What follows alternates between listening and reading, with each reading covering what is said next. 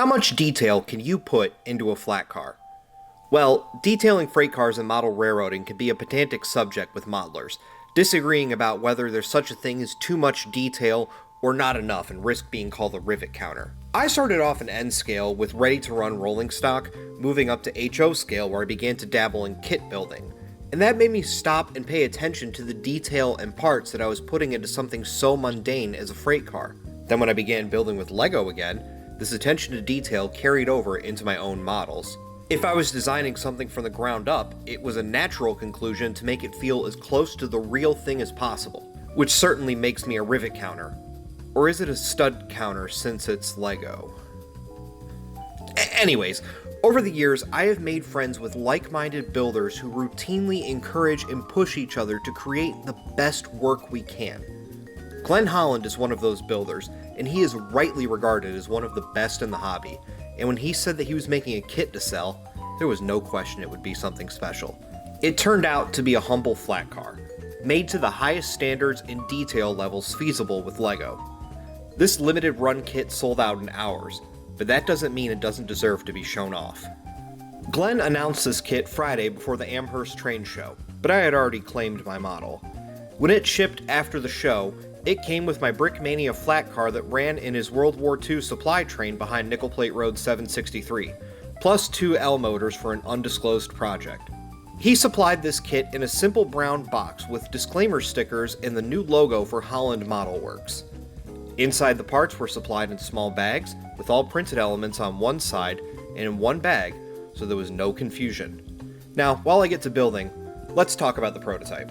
The Association of American Railroads was formed in 1934 to oversee the creation of standards for safety, security, and operations for United States railroads. Standardized designs for rolling stock were created, including the 50 and 70-ton capacity freight cars at a 53-foot 6-inch nominal length.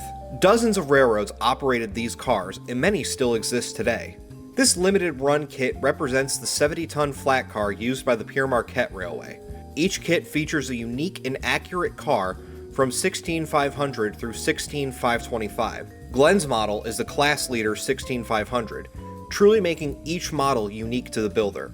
Glenn's research into the diagrams for both the 50 and 70 ton led him to the conclusion that he can call them close enough to be identical in terms of prototype brick modeling. This model's origins can be traced to an original design from 2022 that was refined into a limited run for 2025. Glenn claims that it represents the ultimate level of detail that he can put into a physical model, intending it to be ran on an R104 curve and up.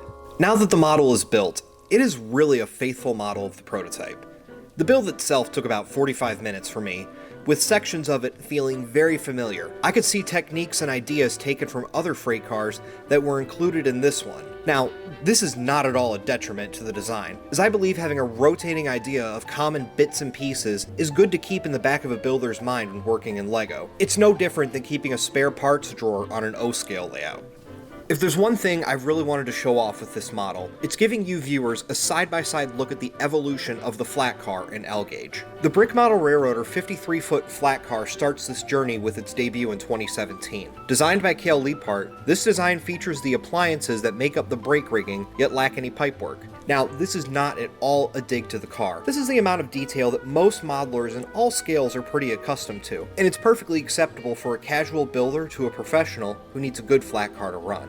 The shorter successor to that model was the Brickmania Brick Model Railroader collaboration in 2018 that produced the USATC S160. This car was 40 feet in length, meant to accompany a Sherman tank load. This car lacks any detail under the frame, but it does represent a first. There were no stickers. All of the lettering was printed on tile. My example comes from the second run in 2020 that accompanied the New York Central Mohawk. Now, I'm not claiming that this car carried any influence at all, but rather to show design philosophy at the time, my composite gondola project from 2022 took a look at using jumpers all the way down the frame to bounce between plank lengths representing 8 and 7 studs wide while retaining a durable build. Lego had just introduced the 2x6 wedge plate, which was a game changer for freight car design at the time, making the sloped side of flat cars look better than ever. I had crossed purist lines with my build, cutting out studs filling in holes and then painting them. While at the same time, Glenn had also begun to work on his own upgraded flat car, which pushed underframe detail. This was a nickel plate road flat car, which featured printed on lettering. The Pere Marquette car in front of the camera today also features that crisp printing, and it's enough to rave over, but you turn it under and the brake rigging on this car is worth studying. It features an accurate Westinghouse AB brake arrangement underneath, which is hinted at when viewed from the side. You can also follow the pipes from the reservoir to the cylinder and the valves on its side or upside down. It's in line with my own philosophy that cars with high amounts of detail stand out to a crowd. Even if the public doesn't quite understand why. They can sense that that one is just a little bit more special and a little bit different. I cannot get over how he managed to lower the entire car body by a plate so it sits closer and more accurately to the railhead. Even the deck carries a secret to show the correct steel bracing on top. 2 of those 1x4 dark tan tiles have a printed black area to complete the look. Glenn presented 25 flat cars that represent the current peak of L-gauge design. Now, some could argue that it's all too much detail for a Lego car. I'm not going to say that any less detail is right or wrong. This is just my personal preference for a model. My friends and colleagues are pushing the envelope with what can be achieved using Lego bricks, making the serious prototype modelers do a double take because they think it is 2-rail O-scale. So often we are down in our own rabbit holes researching our own cars and building our own niche interests that we don't own a car that collectively is represented across the nation.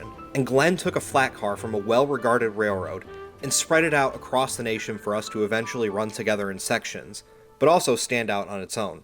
It's created a moment of pause to celebrate and showcase how far this fascinating scale has come in recent years. So to answer the initial question, how much detail can you put into a flat car? Turns out quite a lot. Glenn Holland deserves all of the praise for this model, as it is a standout in my rolling stock fleet that will turn heads for years to come. Well done, my friend. Oh, and before I forget, he does intend to run these things with Sherman tanks from Panzer Brick Labs, as many were built in Detroit's Chrysler plants and sent out on the Pere Marquette.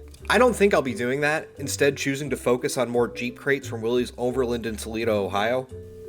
Yeah, I'm biased. I know I'm biased, but, you know. Look at the channel name. I don't think it should be a surprise.